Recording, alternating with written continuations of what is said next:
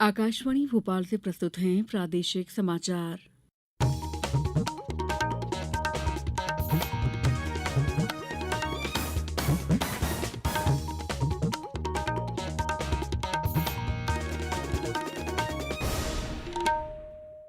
नमस्कार, समाचारों के साथ मैं दीपा सिंह। सबसे पहले मुख्य समाचार। प्रदेश में विधानसभा निर्वाचन के लिए मतगणना की तैयारियां पूरी, 3 दिसंबर को आएंगे नतीजे। राज्य में समर्थन मूल्य पर धान की खरीदी कल से और अगले 24 घंटों के दौरान प्रदेश के संभागों में कहीं कहीं बारिश होने की संभावना। अब समाचार विस्तार से। प्रदेश के सभी जिलों में विधानसभा आम निर्वाचन 2023 के लिए 3 दिसंबर को होने वाली मतगणना की तैयारियां पूरी कर ली गई हैं। भोपाल जिले की सभी 7 विधानसभा क्षेत्रों की मतगणना सुबह 8 बजे से जिला जेल में होगी। सतना में मतगणना शासकीय उत्कृष्ट उच्चतर माध्यमिक विद्यालय क्रमांक 1 में की जाएगी। टीकमगढ़ में मतगणना शासकीय पॉलिटेक्निक कॉलेज परिसर में होगी। टीकमगढ़ और जतारा विधानसभा की 19 राउंड में, जबकि खरगापुर विधानसभा की 21 राउंड में मतगणना की जाएगी। शिवपुरी जिले में पीजी कॉलेज में 5 विधानसभा चुनाव की मतगणना का काम होगा। मतगणना स्थल पर सुरक्षा व्यवस्था के पुख्ता इंतजाम किए गए हैं।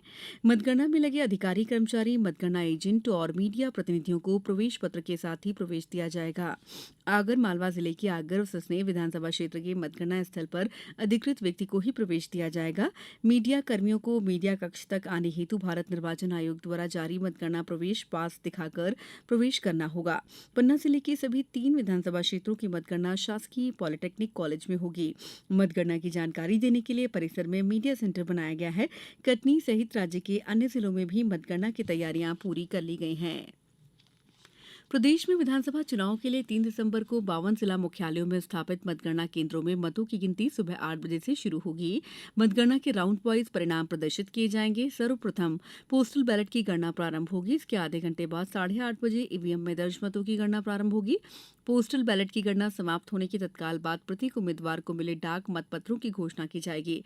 मतगणना के परिणाम भारत निर्वाचन आयोग की वेबसाइट www.results.eci.gov.in और वोटर हेल्पलाइन ऐप VHA पर देखे जा सकेंगे।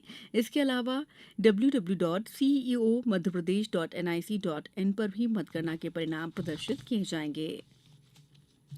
प्रदेश में समर्थन मूल्य पर धान की खरीदी कल 1 दिसंबर से शुरू होगी। खरीदी का काम 19 जनवरी तक चलेगा। रीवा जिले में समर्थन मूल्य पर धान खरीदी के लिए 69 केंद्र स्थापित किए गए हैं। जिले में 71,800 से अधिक किसानों ने अपना पंजीयन कराया है। कलेक्टर ने बताया कि जिले में सहकारी समितियों के माध्यम से धान का उपार्जन किया जाएगा। पंजीकृत किसान अपने धान बेचने के लिए रजिस्टर्ड मोबाइल नंबर से या MP ऑनलाइन कियोस्क सेंटर से दिनांक और समय का निर्धारण करके स्लॉट बुक कर सकते हैं। उन्होंने कहा है कि स्लॉट बुकिंग की सुविधा आरंभ हो गई है। किसान असुविधा से बचने के लिए अपने पंजीयन की रसीद, स्लॉट बुकिंग पावती, आधार कार्ड और पंजीकृत मोबाइल अपने साथ रखें। उपार्जन केंद्र प्रभारी और किसान द्वारा बायोमेट्रिक या OTP सत्यापन के बाद ही खरीदी की पावती जारी होगी। शहडोल जिले में इस बार धान उपार्जन का लक्ष्य 18 लाख क्विंटल है, जो पिछले वर्ष की तुलना में 3 लाख क्विंटल अधिक है। जिले में धान विक्रय के लिए 30,000 से अधिक किसानों ने अपना पंजीयन कराया है। अनूपपुर जिले में धान उपार्जन के लिए 22 केंद्र बनाए गए हैं। जिले में 20,000 से अधिक किसानों का पंजीयन किया गया है। धान उपार्जन कार्य सप्ताह के 5 दिन सोमवार से शुक्रवार तक तय किया जाएगा। समाचारों में वक्त है ब्रेक का। ये समाचार आप आकाशवाणी भोपाल से सुन रहे हैं। हमारे समाचारों को अब आप कभी भी और कहीं भी अपनी सुविधा के अनुसार सुन सकते हैं। ये समाचार बुलेटिन YouTube, ट्विटर और फेसबुक पर AIR न्यूज भोपाल पेज पर भी सुने जा सकते हैं। इसके अलावा आप हमारी वेबसाइट newsonair.nic.in पर या न्यूज ऑन एआईआर ऐप पर भी समाचार सुन सकते हैं। ब्रेक के बाद समाचारों में आपका एक बार फिर स्वागत है। राष्ट्रपति द्रौपदी मुर्मू ने आज पुणे के खडकवासला में राष्ट्रीय रक्षा अकादमी NDA के 145वें बैच की पासिंग आउट परेड का निरीक्षण किया। राष्ट्रपति ने रक्षा कर्मियों को प्रशिक्षित करने के लिए किए जा रहे प्रयासों के लिए NDA की सराहना की। उन्होंने विश्वास जताया है कि कैडेट समर्पण और वीरता की परंपराओं को आगे बढ़ाएंगे। उन्होंने कहा कि परेड में शामिल महिला कैडेट महिला सशक्तिकरण का प्रतीक है। राष्ट्रपति ने कहा कि वसुधैव कुटुंबकम हमारी संस्कृति है और सेना देश में शांति, स्थिरता और समृद्धि को बढ़ावा देने में पूरी तरह सक्षम है। प्रदेश के मुख्य सचिव इकबाल सिंह बैस 2 सेवा वृद्धि की अवधि समाप्त होने के बाद सेवानिवृत्त हो गए हैं। इसके साथ ही भारतीय प्रशासनिक सेवा की 1988 बैच के अधिकारी वीरा राणा ने प्रदेश के मुख्य सचिव का कार्यभार भी संभाल लिया है। ये दूसरा अवसर है जब मध्यप्रदेश में किसी महिला अधिकारी को मुख्य सचिव का पद मिला है। वीरा राणा वर्तमान में माध्यमिक शिक्षा मंडल के अध्यक्ष हैं। उनके पास कृषि उत्पादन आयुक्त का अतिरिक्त प्रभार है। इसके साथ ही अब उन्हें मुख्य सचिव पद का अतिरिक्त प्रभार दिया गया है। रक्षा मंत्री राजनाथ सिंह की अध्यक्षता में रक्षा अधिग्रहण परिषद ने आज सशस्त्र बलों की क्षमताओं को बढ़ाने के लिए 2,23,000 करोड़ रुपए के पूंजी अधिग्रहण प्रस्तावों को मंजूरी दी है। रक्षा मंत्रालय ने कहा है कि कुल खरीद का 98% घरेलू उद्योगों से प्राप्त किया जाएगा।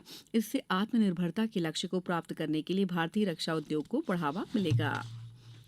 तेलंगाना में 129 सदस्यों वाली विधानसभा के चुनाव के लिए आज मतदान समाप्त हो गया। 5 बजे तक 64% मतदान हुआ। सवेरे 7 बजे शुरू हुआ मतदान शाम 5 बजे तक चला। वामपंथी उग्रवाद से प्रभावित 13 निर्वाचन क्षेत्रों में शाम 4 बजे तक वोट डाले गए। चुनाव में 2,290 उम्मीदवार मैदान में हैं। इसके साथ ही सभी 5 राज्यों में विधानसभा चुनाव की मतगणना 3 दिसंबर को होगी। प्रदेश में पिछले 4 दिनों से मौसम सर्द है। पिछले 24 घंटों के दौरान प्रदेश के 9 संभागों के जिलों में कहीं कहीं वर्षा दर्ज की गई। सबसे अधिक 4 सेंटीमीटर बारिश गोहरियार में, जबकि 3 सेंटीमीटर बारिश गाडरवारा में हुई। पन्ना में दिन भर रिमझिम बारिश का दौर जारी रहा, जिससे तापमान में गिरावट दर्ज की गई। छतरपुर में आज सुबह से बारिश से खेतों में बोई गई गेहूं, चना, सरसों, मटर की फसल को फायदा होगा। मुरैना में भी अचानक बदले मौसम के मिजाज ने तेज सर्दी का एहसास करा दिया है। मौसम केंद्र भोपाल ने अगले 24 घंटों के दौरान प्रदेश के सभी संभागों के जिलों में कहीं कहीं बारिश होने या गरज चमक के साथ बौछारें पड़ने की संभावना जताई है। साथ ही कुछ जिलों में तेज हवाओं के साथ ओलावृष्टि भी हो सकती है। इस दौरान राजधानी भोपाल में गरज चमक के साथ बौछारें पड़ने की संभावना है। अब कुछ समाचार संक्षेप में। वाराणसी की एक अदालत ने आज भारतीय पुरातत्व सर्वेक्षण एएसआई को ज्ञानवापी मामले में अपनी सर्वेक्षण रिपोर्ट दाखिल करने के लिए 10 दिन का और समय दिया है। अब एएसआई को 11 दिसंबर को रिपोर्ट दाखिल करनी होगी। देवास और सीहोर जिलों के सभी न्यायालयों में 9 दिसंबर को राष्ट्रीय लोक अदालत का आयोजन किया जाएगा। नीमच में 27 दिसंबर 2023 को पेंशन अदालत द्वितीय चरण का आयोजन किया जाएगा, जिसमें केंद्रीय रिजर्व पुलिस बल से सेवानिवृत्त कर्मियों की पेंशन से संबंधित समस्याओं का समाधान किया जाएगा। बैतूल में जलवायु परिवर्तन से मानव स्वास्थ्य पर होने वाले प्रभाव और रोकथाम के लिए 2 दिवसीय प्रशिक्षण शिविर का आयोजन किया गया। भोपाल में मंत्रालय स्थित वल्लभ भाई पटेल पार्क में राष्ट्रगीत वंदे मातरम और राष्ट्रगान जनगण मन का गायन कल सुबह 11 बजे किया जाएगा।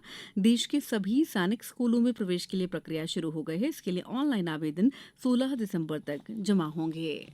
अंत में मुख्य समाचार एक बार फिर। प्रदेश में विधानसभा निर्वाचन के लिए मतगणना की तैयारियां पूरी। 3 दिसंबर को आएंगे नतीजे। राज्य में समर्थन मूल्य पर धान की खरीदी कल से और अगले 24 घंटों के दौरान प्रदेश के संभागों में कहीं कहीं बारिश होने की संभावना। इस बुलेटिन में इतना ही। दीजिए इजाजत। नमस्कार।